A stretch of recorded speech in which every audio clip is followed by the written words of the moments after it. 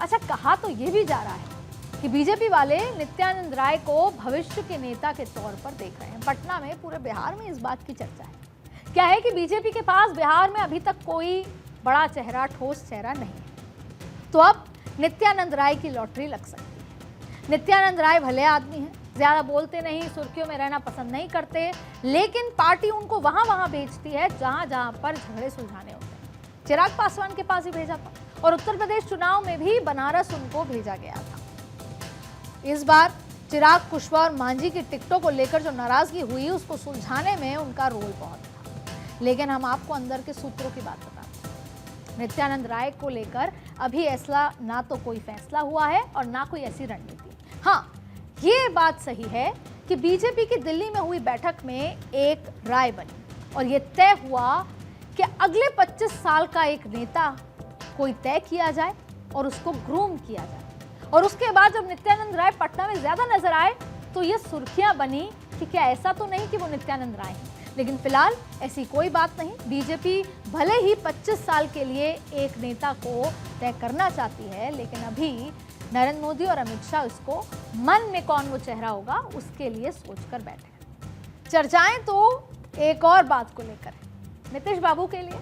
आपने भी सुनी होंगी, नीतीश बाबू तो वैसे भी आखिरी सियासी पारी खेल रहे हैं, ऐसी चर्चाएं। पार्टी वाले बेटे को आगे बढ़ाने की बात करते हैं, पर सुशासन बाबू की जुबान पर अभी चू नहीं। और वैसे भी लालू तो कहते ही आए हैं कि नीतीश के पेट में दांत हैं और वो कब क्या कर जाएं ये किसी को नहीं पता। अच्छा, इस बात का तो बीजेपी को भी कोई भरोसा नहीं कि नीतीश बाबू कब क्या कर जाएं। पता तो ये भी नहीं कि आजकल लालू परिवार में क्या चल रहा है। बड़े बेटे तेज प्रताप अपने ही भाई के खिलाफ सियासी मोर्चा खोल के बैठे, अपनी पार्टी बना ली, लालू जी के नाम पर वोट बटोरने की कोशिश है, लालू जी का नाम रखते हुए अपने कैंडिडेट्स के लिए वोट भी मांग रहे हैं। माने अगर एक आधा सीट का गणित भी गड़बड़ा गया तो तेजू बाबू, तेजस्वी का सियासी तेज ले डूबे। और राहुल बाबा की तो क्या कहें, घूम घूम कर, गली गली, खाक छानकर कांग्रेस को दोबारा जिंदा करने में जुटे थे। अच्छा, लोग उनकी यात्रा से जुड़े भी, लेकिन फिर गायब हो गए। और समझ ये नहीं आता कि इस गठबंधन में तेजस्वी और राहुल कब दोस्त हैं और कब दूर हो जाते हैं। जैसे अभी दिखा कि दिल्ली आए तेजस्वी बाबू, लेकिन राहुल गांधी से नहीं मिल पाए, केसी वेणुगोपाल से मिले।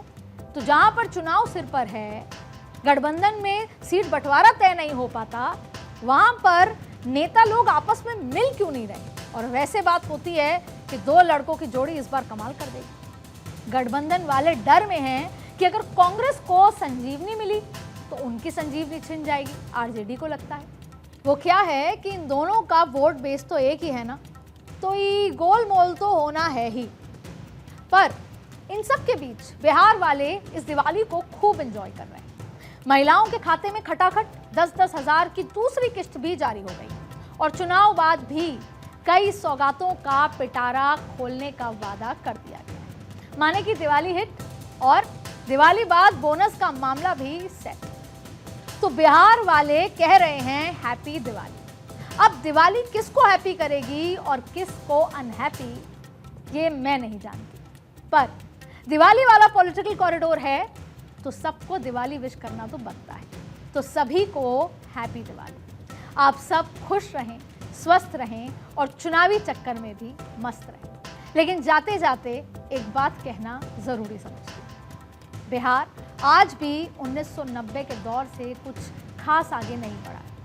हम 2025 में हैं, लेकिन बिहार के हालात वही 1990 वाले हैं। और आपसे ज़्यादा कोई नहीं जानता कि पलायन, नौकरी और ये तमाम चीज़ें आपके लिए कितनी ज़रूरी है। इसलिए ऐसी पॉलिटिकल पार्टी और ऐसी सरकार चुनिए जो आपको केवल चुनाव के इर्द गिर्द ही खुश ना रखे, जो आपको केवल चुनाव के इर्द गिर्द ही भाषण और सौगातें ना दे, गिफ्ट्स ना दे। ऐसी सरकार चुनिए जो आपकी परेशानियों को 5 साल के लिए सॉल्व करे, जो 5 साल तक आपको गिफ्ट देती रहे और आपको खुश रखे।